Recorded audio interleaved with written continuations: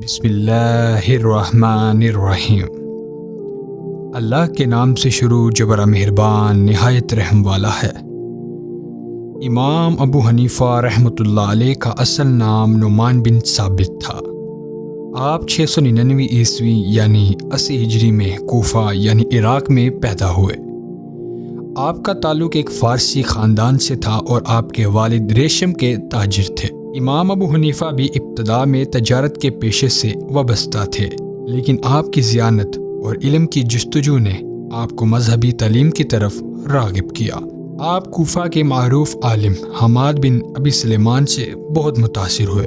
ابتدائی طور پر امام ابو حنیفہ رحمۃ اللہ علیہ نے دینی تعلیم کا باقاعدگی سے آغاز نہیں کیا تھا، بلکہ وہ اپنے والد کے ساتھ تجارت کیا کرتے تھے، لیکن دین میں دلچسپی اور لوگوں کے درمیان مسائل پر گفتگو کرنے کی وجہ سے آپ نے اسلامی علوم حاصل کرنے کا فیصلہ کیا۔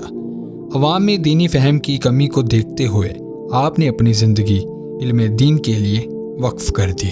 آپ نے کوفہ کے معروف عالم حماد بن ابی سلیمان سے فقہ کی تعلیم حاصل کی اور ان کی وفات کے بعد ان کے جانشین بن گئے۔ امام ابو حنیفہ رحمۃ اللہ علیہ کی فقہی بصیرت اور علمی فہم کی وجہ سے ان کی شہرت بہت جلد پھیل گئی اور لوگ آپ کے علم سے استفادہ کرنے لگے۔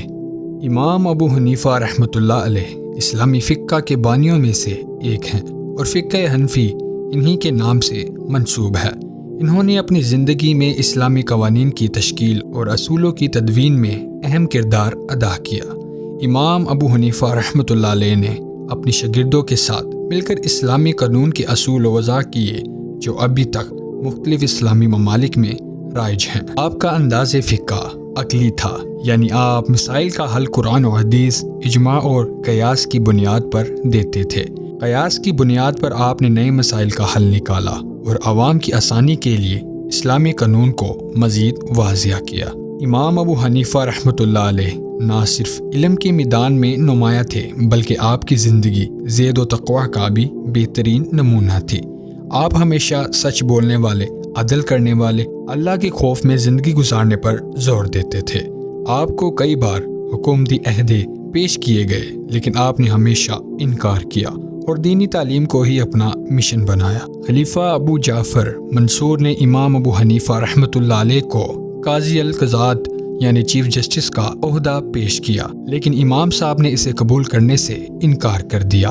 اس انکار پر آپ کو قید کیا گیا اور جیل میں سختیاں جھیلنی پڑی، لیکن امام ابو حنیفہ رحمۃ اللہ علیہ نے ہر مشکل کو صبر سے برداشت کیا اور کبھی اپنے اصولوں پر سمجھوتا نہیں کیا۔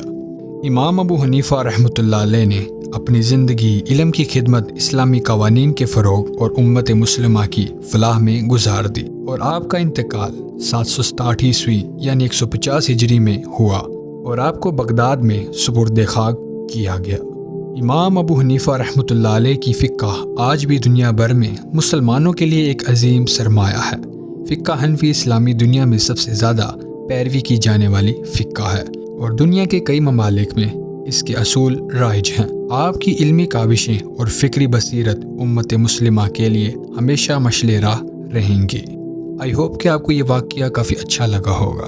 اگر لگا ہے تو کمنٹ سیکشن میں اپنی رائے کا اظہار ضرور کریں اور جاتے جاتے خوشی سے ایک لائک کا بٹن بھی پریس کر دیں۔ تو اب ملتے ہیں انشاءاللہ آپ کو کسی نیکسٹ ویڈیو میں، تب تک کے لیے اللہ حافظ۔